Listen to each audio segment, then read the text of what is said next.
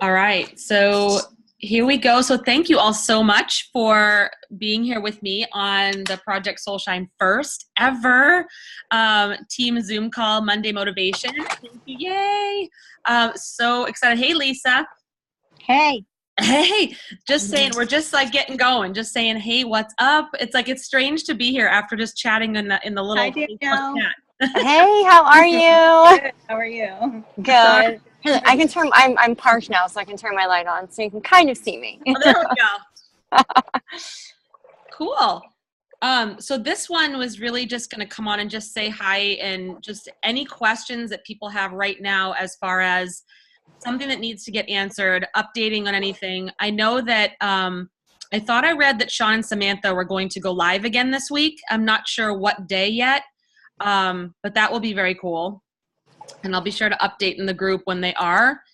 And the second thing I was just going to touch on is that there's been a lot of questions about like the compensation plan, and those small videos that Debbie Kemp did in the group are really helpful to get started on kind of an overview on how it works. I know there are some deeper questions, so I just wanted to just let everyone know that by the time we get everything set up, I want to have a video created, whether it be for me or somebody else, or whether Sean and Samantha are going to do one of their own, where it really goes into when you have someone that enrolls with you, looking at your organization and saying, okay, what's the best choice, left or right?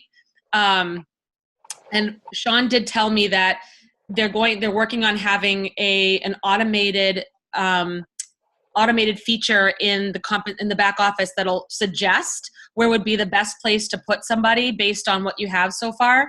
But I'm going to have some sort of a training going over why that makes sense, what it means, because it's great to have the suggestion and great to have the idea left, right, but then knowing why that is, I think that's important because it can be confusing. I don't know if you guys have worked with binaries before, but it can get a little detailed.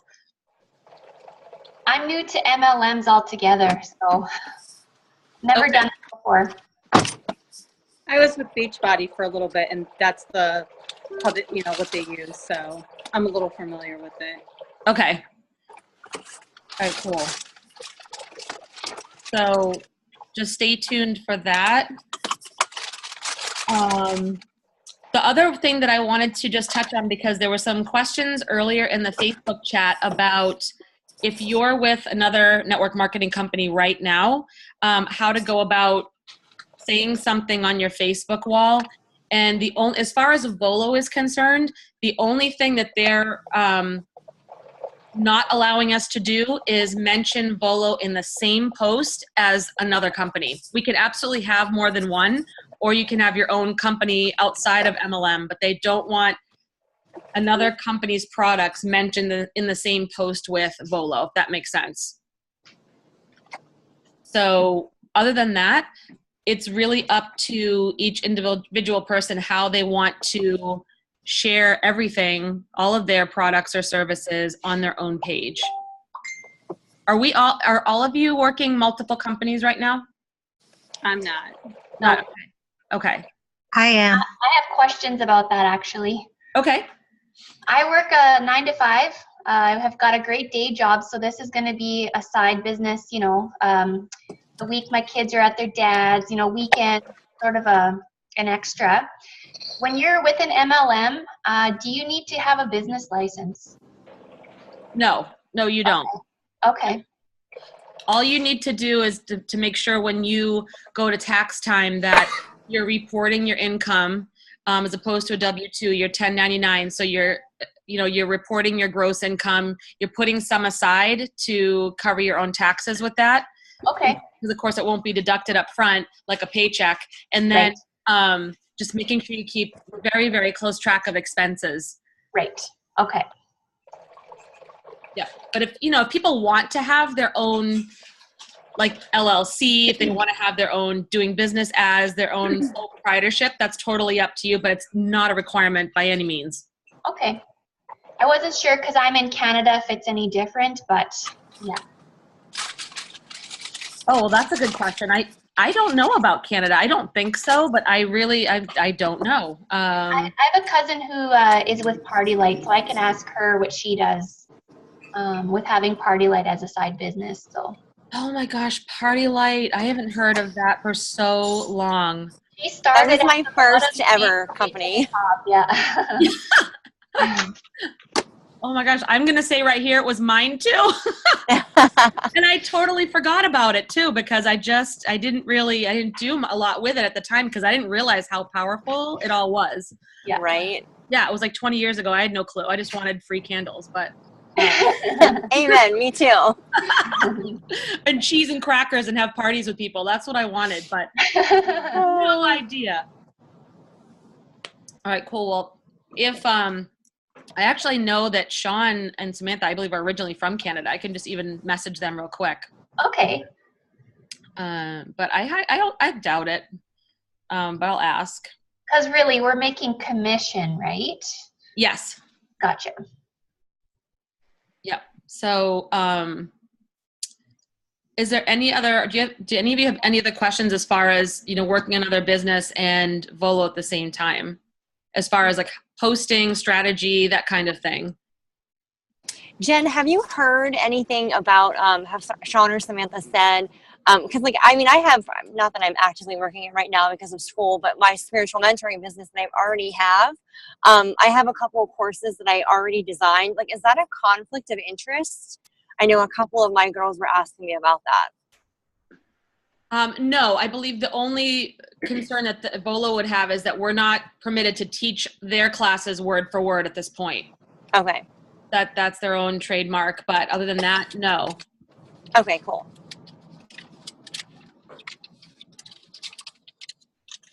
And I know there was some questions about, well, how do I, not knowing what to say if you have an audience that's already built around, somebody doing one company already, how do you transition? And as I'm going to develop some training with Sean and Samantha and other founding coaches as far as like what we would have for an onboarding system, like this vibe system they came up with, which is visualize, inspire, boost, and enroll, which is their business system. That's how they want us to share the Volo opportunity, but there's so much room within that for our own creativity and our own ideas.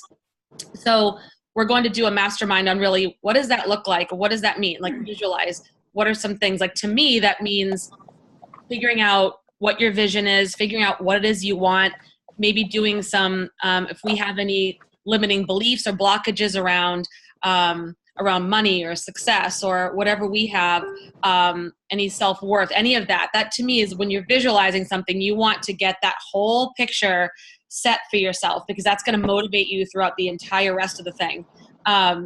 So really being clear on who we are, what we want, and where we're going. And then the inspire part, so we're going to take that, break it down, and try to come up with something that the whole company can use. I don't know if, for those of you who are with other MLMs, usually that's how it works. The company has some sort of a strategy that everybody uses, a duplicatable system, so everybody can do this, but you can also put your own individual flavor on it, your own personality. Like I was with the company Unique at one time, and it was book, sell, sponsor. It was you book parties, you sell product, and you sponsor presenters. So something that makes it that clear and broken down, but then how, you have your own room to create whatever you want within that. Does that make sense? Yeah. Yeah. So that's coming down the road. So we'll have something that's sort of like, this is the Volo, I could be talking about one too. So. Oh, I'm sorry. Thought I heard someone talking there. Oh, all right, cool. So if anyone has any questions about that, we can also share, like on the next Motivation Monday, have people any of you come on and tell everyone else what's working, like what you're posting. I know Tammy had put some private messages, put her script that she's been using, and talk about what's been working. So maybe that's what I will do for next time, is invite a couple of you on here so you can kind of share, what's been working for you as far as posting, talking to people, and, that'll really help some other people out who are, really working on trying to enroll some of their own coaches. So. I'd like to talk, I just would like to add something to that. You know, I saw from Sean and Samantha, they don't want us kind of cold calling people, like messaging complete strangers on Facebook. Yep. However, that worked with Tammy found me that way. And I'm so glad she did. Otherwise, I wouldn't be talking to you guys right now. However, for me right now, I don't feel comfortable doing that, but I am struggling finding people. So I don't know if it's just because I need to step out of my comfort zone here, but what feels right to me right now is more so selling myself, posting, you know, putting those posts out there, a little bit about me, people getting to know me. And yeah, curiosity posts. And I've been getting good feedback about those, but I just haven't had any snags yet, you know? So I was wondering if it's something I'm doing wrong. I mean, I've seen your live. I thought your live stream was really good that you did. Thanks. Yeah, I mean, and that's really what people want. Like, in my opinion, that's what attraction marketing really is just people being themselves and then sharing their story, sharing why they're doing what they're doing and how this helped. Or sometimes it means teaching something. So if you're, you know, they're watching you because you're either inspiring them, you're educating them, or you're entertaining them. That's the like sort of like the 3 rules of social media. Those are what our posts are supposed to be doing. Yeah. So on some level, I do feel I'm successful in that regard. Yeah. Yes. So then it's a matter of figuring out then how to expand your network, because your network is probably watching you right now, because I'm sure they're watching. But they're either hesitating to reach out yet, or so it could be usually when one of my coaches would say that either we don't have enough eyeballs on the presentation is what she would say, like this need more eyeballs. So it's just a matter of increasing those odds by increasing the number of people watching. So that means all different strategies you could try, like going live more, and live streams are a great way to get more and more people observing you and following you. Or maybe it's going out into Facebook groups. Were you and Tammy in a Facebook group together, and that's how she found you? I think so, yeah. Yeah. And starting to network in special interest Facebook groups that you just stuff you're interested in. It doesn't even have to be about personal development or anything like that. It could be about dog walking. I mean, anything where you're meeting people that have similar interests, and you don't even have to talk about the opportunity at all. Just going in, commenting, and just socializing, and then when the time feels right, then somebody reaches out, or you reach out, and lets it come up naturally. I think the key is to just, you know, hold yourself in that space to build your network, because it does take time. And I find right now people are wanting to feel connected to others in a genuine, real way. Not posting a picture of perfection, but actually relating to people and saying, you know what, I went through this in my life and it was really hard, but I'm learning the tools on how to get through those things. And it's like, wow, you know, somebody will message me and say, I went through the same thing and I was so scared to talk to anybody about it. Like, thank you for sharing that. I don't feel like I'm alone. So those are the kinds of feedbacks that I'm getting from my lives, which feels really great. that is really great. That means you're really having an impact. So that's powerful. That's super powerful. Yeah. And so that means they're probably starting to get interested in what you're doing.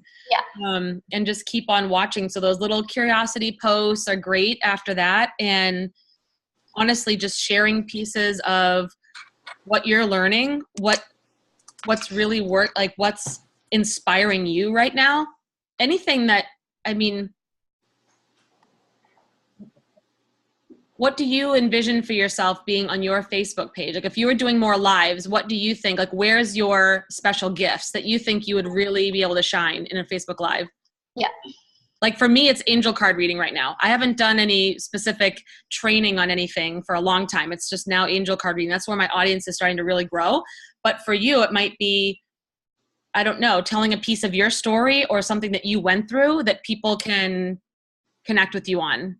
Yep. That's my thing for sure. Yep. And sometimes that could mean even forming your own Facebook group if it's something that's a topic that really you would love to connect with more people on. I know a lot of people on our tribe have their own little Facebook group going on different things. Some are health and wellness, some are spirituality. It's all different. So, what are some good ways that you could start expanding your network? And I used to work with a mentor that would say, make it a goal to try to meet 10 new people a day on Facebook somehow. Try to meet 10 people and add them to your friends list. Doesn't mean add them, doesn't mean enroll them, doesn't mean talk about the opportunity. It doesn't mean sell them anything. It's just meet them, make them part of your network. And at the very least, we have a great new friend, and maybe perhaps that would be someone who would be tremendously changed for the better by what you have. So just a good maybe rule of thumb for you right now is to just slowly start meeting new people, like whether it's, it doesn't have to be 10 in the beginning, could make it 1, could be 5, and then challenge yourself to make it more. So you keep on growing your friends list. And join some more groups, or getting out there. Facebook is very powerful. I know some people will say, oh yeah, Facebook's like passé, but it's really not. It's still just as powerful of a tool for building your business as ever. So I'm just looking at, I just watched a webinar the other day about Facebook, and I'm looking at my notes.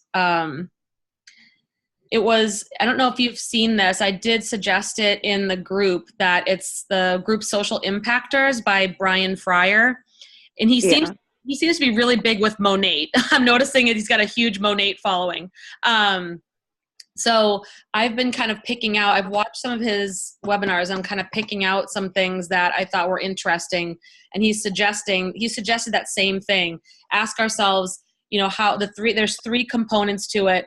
It's audience, relationships, and then conversion. So audience meaning, how am I growing every day? We're to ask ourselves that. Am I attracting new people to me by what I'm saying, what I'm posting, what I'm talking about on my live streams? And he said 3 to 4 posts a day, Facebook lives, probably once a day would be great. I tend to do Monday through Friday. Facebook groups, making your own or joining them. And really Facebook Messenger, like we talked about in the chat earlier, like really that's a big one.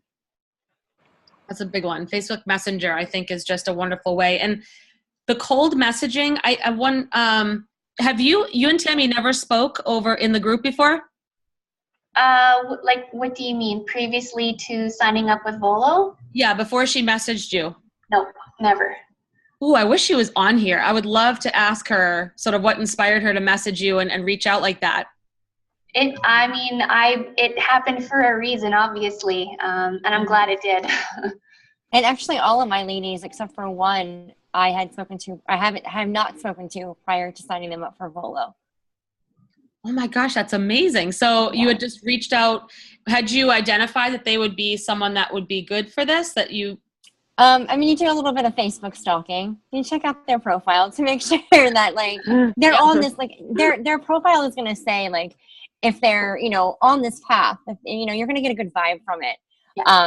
Because people don't hold back a lot on Facebook anymore. They put it all out there, especially if they're in the entrepreneur industry, because they want people to relate to them. So I kind of go do a little Facebook stalking and, see if I feel like if they're a good fit for me to even send them opportunity info too. So cool. And were they also in groups with you? Yes, everybody's from a group that I posted things just a little attraction marketing post into. Okay, so did they like or comment on your post? Yes. Mm-hmm. Oh, okay. They expressed interest first. I didn't cold message.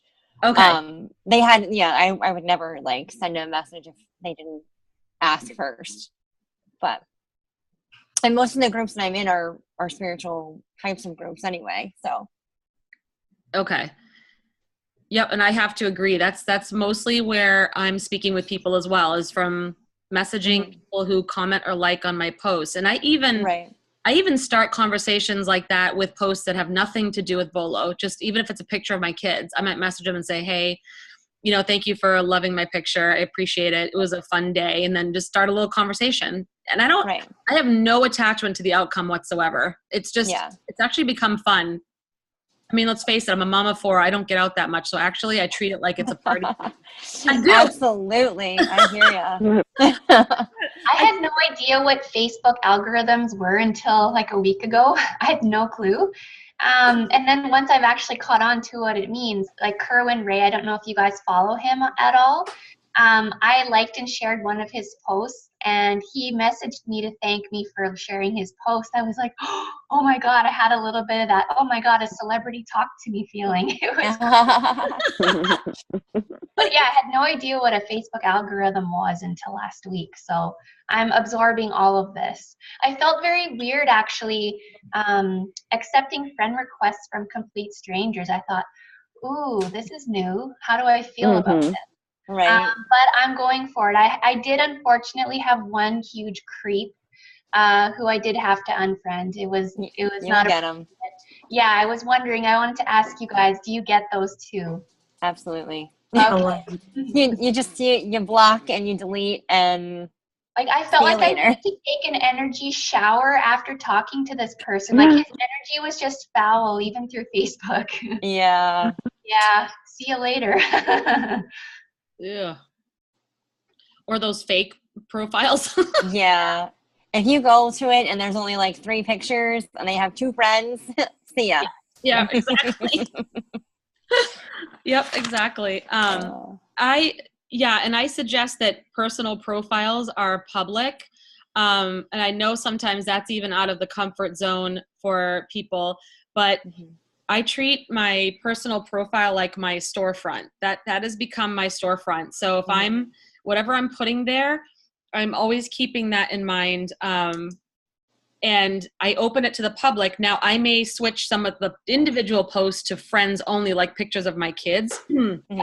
But for the most part, I want people to be able to search, and if they see me, kind of know who I am and what I'm up to just by looking at what I've put out there. And yes, we do get some of the creepers doing that, but we just like block and delete and bless and release and have a nice day. So yeah, for sure. Yeah. So, yep. So that's a thing too, because then people who end up watching your live streams but aren't friends with you, because when a friend of yours is watching your live stream, that will come up in your friends newsfeed. Believe it or not, they'll be able to see that your friend's watching you. So they might pop over and go, hey, why are they watching her? What's going on? And so if your Facebook page is private, then they won't get to see much. It's like, like they won't get to a feel for you and be able to say, okay, this is now someone that I want to start following. So it's great to open it up on public in your settings. And it also allows them, like if you share something inspirational, your friends can share that so their friends can see it. And if you have it just set to friends, or friends of friends, it usually does, but just friends are not going to be able to see it. It'll come up attachment unavailable, like in their news, or it's not going to show at all either way. So yep, spreads the love. Totally. Yep. So let me just go back to my page here. When you say making your Facebook profile public, does that just mean ensuring that your posts that you want to go public are public? Or is there a setting to make your overall Facebook public? Yeah, there's a setting to make everything public. Okay. Because I don't want to share some of my photo albums publicly, so I could just change those settings. Mm-hmm. Right. You should be able to block certain sections. Like I have my friends list private. So because I don't want anyone coming in and trying to message all my friends. So I have that. Yeah. Like you can take certain sections and close them off. Okay. And the other thing I wanted to mention too, and if anyone, actually, does anyone have any more questions about strategy for right now? No. Because I know there were some who, were saying in the chat that they were having a little bit of feeling like they were a little bit stressed too, like trying to get momentum in chat. And I think what we talked about with you, Jolene, was a bit helpful. That usually it's about just expanding your network or creating those curiosity posts or doing a live stream saying why you found Volo or what, and you don't have to mention Volo, something you found this thing that really resonates with you, or talking about whatever it is. And I just lost my train of thought. It went zing. It happens. It definitely happens. And just working on, and there's a lot of there's some examples in the group about about curiosity posts. So people can look at that. I would suggest going into the group if somebody wants to check that out. And I'm saying some of these directed at kind of the recording here, because I know you guys who are with me, I think, know this already. But just in case anyone's watching this on the replay, that there are examples in the group of curiosity posts. And check out, like when we post, there's one post in the group that says my post needs some love. And so every time we comment on that and bump it to the top, and if someone posts and wants some likes and comments from us on that, I love that idea. So, and we can, for me, as far as I'm concerned, anyone can take some of my posts and reword it however you want. You can even copy it word for word if you want, but I always suggest making it your own somehow. And you can take my images and use those and start those little curiosity posts. It's funny how even that one about all the courses got a lot of comments. So those are all people that I can now follow up with and start messaging with now. Even though our courses haven't launched, I'm going to start talking with them now.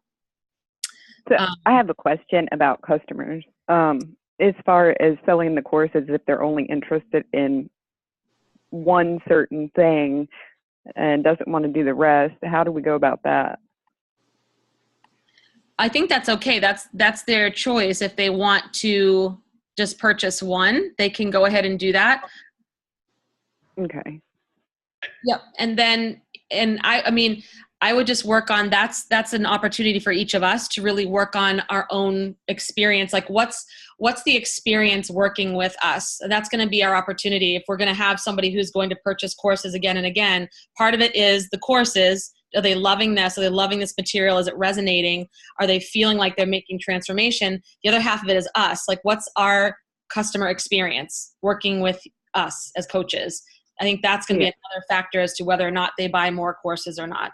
So, a great opportunity for us to really be able to help people with that transformation. Yeah. And that's another thing I wanted to mention about the happiness course, because as we go along, for anyone who's newer and is kind of confused about the different groups, the Project Happiness group is kind of a place for right now anyone who is interested as a customer, who is expressing interest in any of the courses or is responding to, say, a happiness curiosity post or something like that. I've been messaging people and saying, thanks for commenting. If you are interested in diving deeper into happiness or anything like that, we have a great group, and just offering that out. And so when those are for customers. So when we roll out that happiness course, we're going to mention that these courses are coming out, and then how much? Oh, go ahead. Sorry, I'm so sorry. How much individually are the courses again? So they're going to vary in price from, I believe the least expensive will be like $50, and they'll go up to over $100 depending on how long the course is and how intense it is. The happiness course will be $75. Okay. So, and I hope that if Sean and Samantha are going live this week, they're going to be talking more about that. Because I'm sure they must have, at least, if they haven't finished the course by now, they must be very close. I know Sean mentioned to me they were in like the editing, going crazy in the editing phase. So, yeah, I was just curious because I've had a lot of interest from people as far as, specific courses, but not like the coaching. So yeah, me too. I just didn't know exactly how that balanced out and what to do with that. Do they have to sign on and do that for, or I think they can go in and pay just separately for the course? Yeah, they can pay separately for the course. They can pay that $75 retail price. So now how I'm going to really talk to people about that is, the happiness course is $75. However, if you're interested in getting it for 60, which is 20% off, then let me know and we can chat. And I'd message them and talk about becoming an independent coach. So if they paid $69 and they plan on doing more courses, then they can get that discount. So that is how, like, actually a customer may turn into a coach at some point. Right. Because I think that's part of it too. Either people are going to stick with us as their coach and get their own transformations, or they're going to go through this and see what we're doing and go, hey, I can do that. This is cool. And then they're going to, start their own coaching practice, or going to really inspire them to do the same. Right. But yeah, people can just buy individual courses if they want, and you still. Awesome. Thank you. I was like, that's one thing I've been completely lost on it's been a couple days now. I've had, a lot of interest in, the courses, but then not, them not wanting to commit to any coach thing. So I wasn't quite for sure how that panned out. So You're not alone. It's the same for me. Good. I'm not alone. No, you're not. I'm glad that it's clear though. That's awesome that I can reach back out to them and let them know. So. Yep. And we can, when this course comes out, remember that we have the opportunity to be as creative as we want to be. So anyone who's done coaching before, or you can, I was thinking of even advertising this for me as a group coaching program.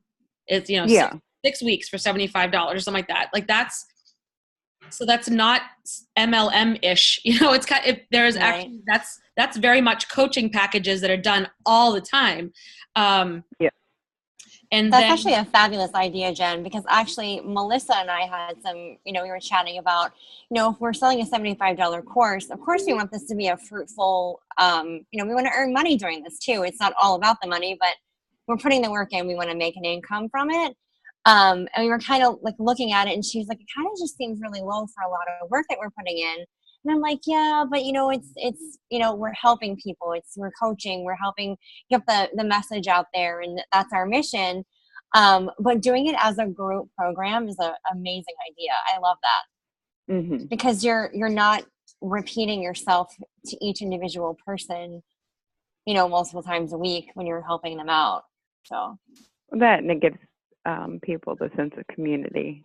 Yeah. Yes. And that's huge. That is so important, to have a community to like rely on during the whole journey. Exactly. It's so important.